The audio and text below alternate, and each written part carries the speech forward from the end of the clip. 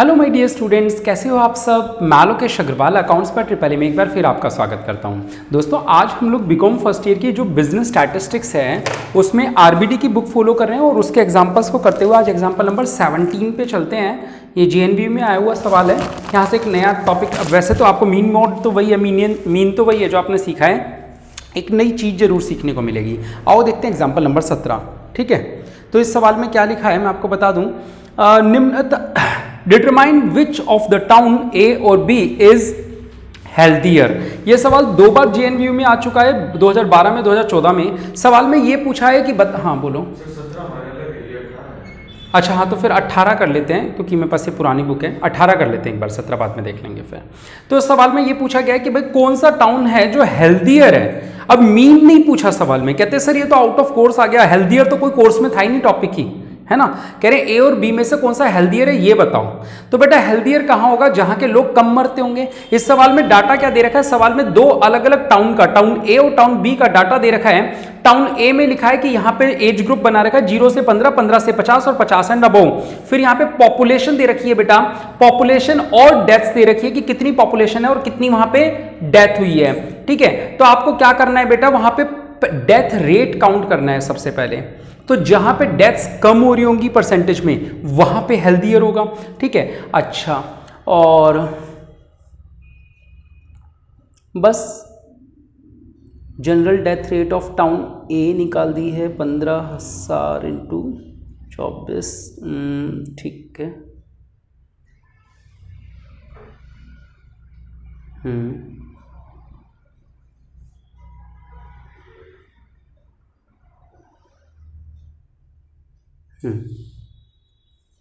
चलो करते हैं सवाल। देखो बेटा इस सवाल को करने के लिए एग्जाम्पल नंबर 18 डाल दूं फिर मैं, है ना। एग्जाम्पल नंबर 18 देखो, टाउन ए और टाउन बी 2 तरह का डाटा दे रखा है। मैं एक बार लिख देता हूं, एक बार मुझे बताओगे टाउन ए का क्या डाटा है। हमें एज बताई हुई है, एज वैसे हमारे काम नहीं आएगी लेकिन फिर भी एक बार बताइए एज क्या है, 0 से और 15 से और, ठीक है। ये आपको देखने में क्लास इंटरवल लग रहा होगा लेकिन ये काम का नहीं है। उसके बाद क्या दे रखी है, पॉपुलेशन। बताइए। 15,000, 20,000 और 5,000। ठीक है, और डेथ दे रखी है, नंबर ऑफ डेथ 360, 400, हाँ 140। 140। ये टाउन ए का डाटा है। टाउन ए को मैं सॉल्व कर देता हूँ, टाउन बी आप उसी तरीके से कर लेंगे बाद में। ठीक है बेटा, देखो जब डेथ वाला इस तरीके का सवाल आता है, डेथ का या बर्थ का, तो हम डायरेक्ट इनका कोई मीन नहीं निकालते। पहले हमें परसेंटेज निकालनी पड़ती है और उसका एक स्पेशल फार्मूला है। क्या फार्मूला है, जरा आओ पहले ये देख लेते हैं। हम डेथ रेट निकाल रहे हैं, डेथ रेट या percentage of death, death rate कह सकते हो इसको, या हम क्या कह सकते हैं, परसेंटेज ऑफ डेथ। बेटा आप लोगों को जान के हैरानी होगी, आपको ये डेथ रेट का फार्मूला अगर निकालना हो तो कैसे निकालोगे, सोचो क्या मन में आ रहा है, बोलो। नंबर ऑफ डेथ को डिवाइड कर देंगे किससे, पॉपुलेशन से, और इनटू किससे कर देंगे, 100 से। लेकिन बेटा जब हम लोग स्टैटिस्टिक्स में बात करते हैं तो पॉपुलेशन को 100 में नहीं, थाउजेंड्स में काउंट करते हैं। आप लोगों ने देखा है देश में जब भी बात होती है ऐसे कहते हैं 1000 मैन पे, 1000 बॉयज पे 867 गर्ल्स हैं। हर चीज को 1000 की पॉपुलेशन में काउंटिंग होती है जब भी काउंटिंग होती है। परसेंटेज निकालते समय बचपन से हमने सीखा है कि 100 से मल्टीप्लाई करते हैं, लेकिन जब भी पॉपुलेशन का टॉपिक आता है तो ये 100 से मल्टीप्लाई नहीं होता, कितने से मल्टीप्लाई होता है, 1000 से होता है। ठीक है, ये बात याद रहेगी। चलो सबसे पहले काम करो, 3 तरह के ये परसेंटेज निकाल लो, मेरी हेल्प करो, कैलकुलेटर्स निकालो अपने अपने और परसेंटेज ऑफ डेथ निकाल लो। मृत्यु दर, डेथ रेट यानी कि मृत्यु दर 15, हाँ 24.00, ये तो 20 आएगा, 20.00 और ये 5 कम 5, हाँ 6 40, 18 नहीं सॉरी 5 दूनी 10, 28 आएगा। डन बेटा। अब आप लोगों को क्या करना है, ये डेथ रेट आपके लिए x माना जाएगा, ये पॉपुलेशन आपके लिए w मानी जाएगी। ये बात याद रखनी है आपको। क्या, ये स्पेशल सवाल है, मैंने वही कहा कि ये अलग सवाल है मीन का। तो यहाँ पे आपको क्या करना होगा, आपको WX निकालना होगा। कैसे निकालोगे, 15,000 इंटू 24। हेल्प करो। 30,000 हाँ, 15,000 इंटू 24, हाँ 3,60,000। 20,000 इंटू 20 4 लाख, और 5,000 इंटू 28 1,40,000। सही है। ये हो गया सिग्मा WX। 6 और 4 10, 1 और 1 2 और 4, 6 और 3 9 है। क्या बोल रही हो? और ये कितना हो गया, 15 5 20 और 20 40,000। ये सिग्मा W हो गया। तो अब आप मीन निकाल सकते हो, मीन ऑफ डेथ रेट। ये किसका मीन निकाला है अपन ने, डाटा किसको बनाया अपन ने, डेथ रेट को डाटा बनाया है, हाँ या ना। तो क्या फार्मूला हो जाएगा, sigma WX upon sigma W, यानी कि 9 लाख डिवाइड बाई 40,000। तो कितना आ जाएगा, हेल्प करो, 4 दूनी 8, 22.5%। अब ये आ गया आंसर, एक बार मैच कर लो।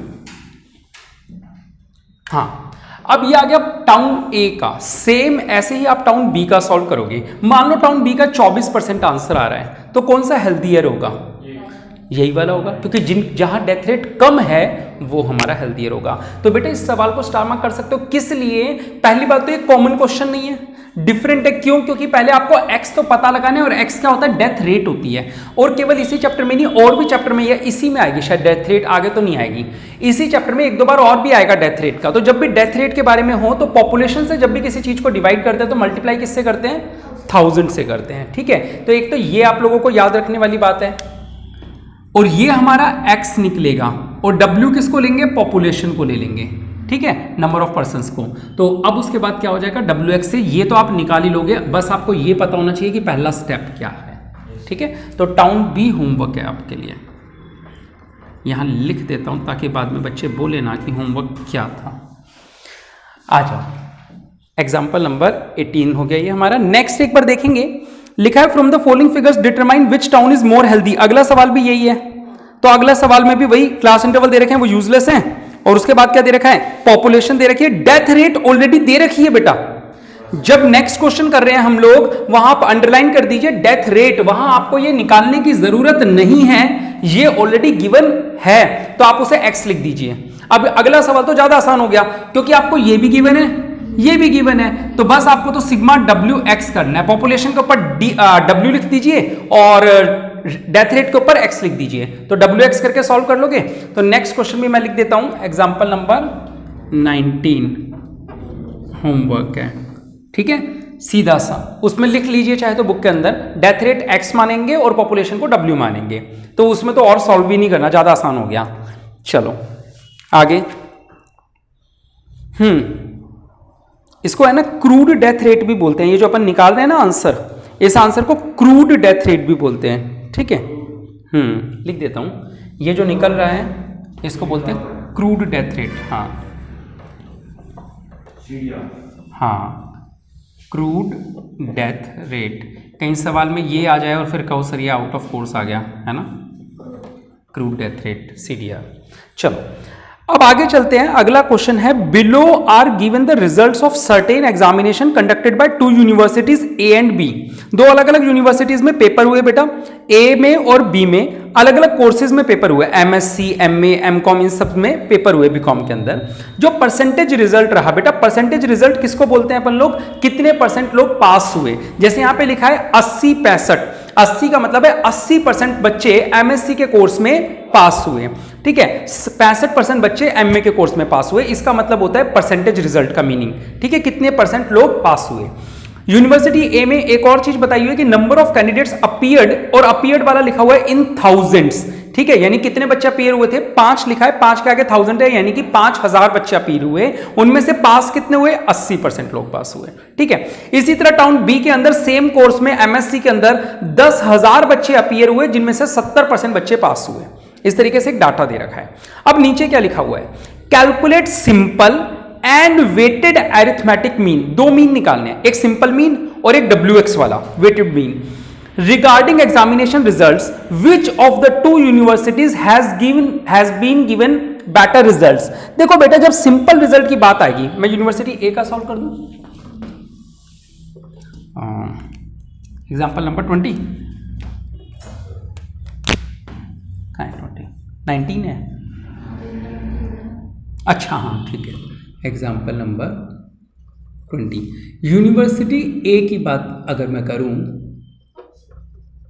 ठीक है, कोर्सेज के नाम बता दो एक बार, कोर्सेज, परसेंटेज पास या रिजल्ट, ठीक है, और number of students appeared, number of students appeared, कितने लोग अपीयर हुए थे, कोर्स, हाँ,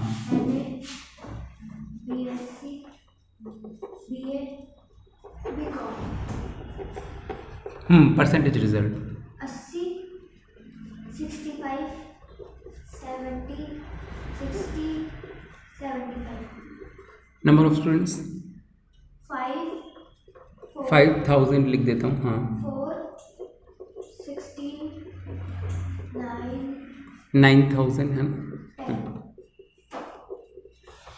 ठीक है बेटा। चलो तो हमसे दो चीजें पूछी गई हैं, एक तो ये पूछा गया है कि सिंपल मीन बताओ, एक पूछा गया है वेटेड मीन बताओ। बेटा बड़ा ही सिंपल है सिंपल मीन निकालना, ये हमारा x है, ये हमारा w है, ठीक है। तो जब सिंपल मीन की बात होगी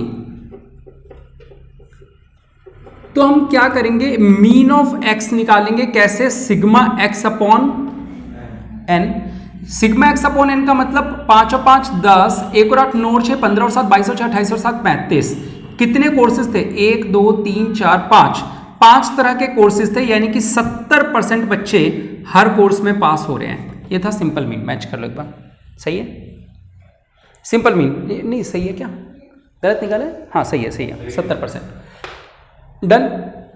सिंपल मीन का मीनिंग क्या हुआ भाई, अगर जनरली आप लोगों से बोला जाए आपके यूनिवर्सिटी में कितने कोर्स चलते हैं, तो आपने कहा सर मेरी यूनिवर्सिटी में 5 कोर्स चलते हैं, वही 5 कोर्स तुम्हारे कॉलेज में भी चलते हैं, ठीक है। तुम्हारे कोर्स के अंदर 80% 65% इस तरीके से अलग अलग बच्चे पास हो रहे हैं। अगर हम बोले भाई आपके कॉलेज में ओवरऑल क्या रिजल्ट है, तो आप क्या बोलोगे, सर ओवरऑल 70% का रिजल्ट है, सिंपल मीन।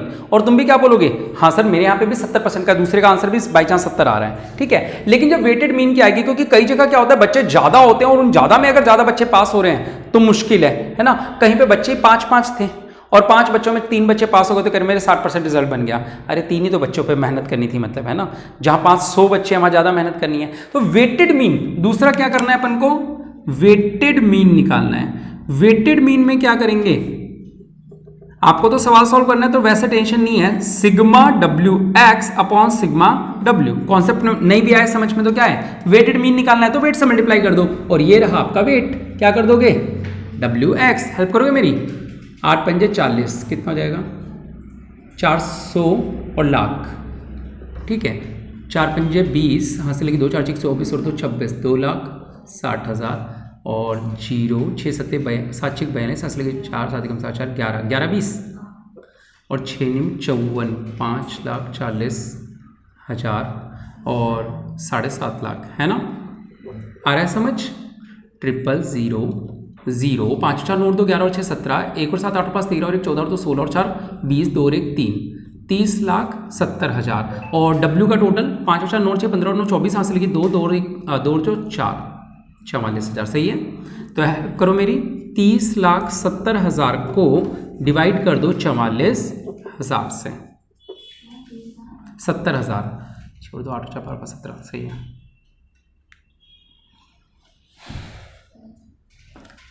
$69.7 कितना,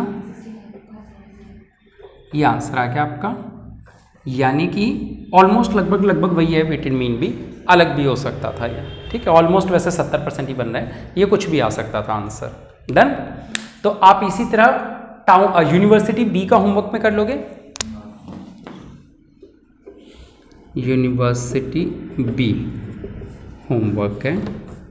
चलो नेक्स्ट देखो, अब आ गया फाइनली मीडियन, है ना। चलो मीडियन एक नया टॉपिक है, इसका एक स्क्रीनशॉट ले लेते हैं और फिर नया टॉपिक चालू करते हैं, ठीक है, नई वीडियो भी चालू कर देंगे। आज के लिए इतना ही, कैसी रही क्लास, लाइक और कमेंट करके जरूर बताएं। बहुत बहुत शुक्रिया, जय हिंद जय भारत।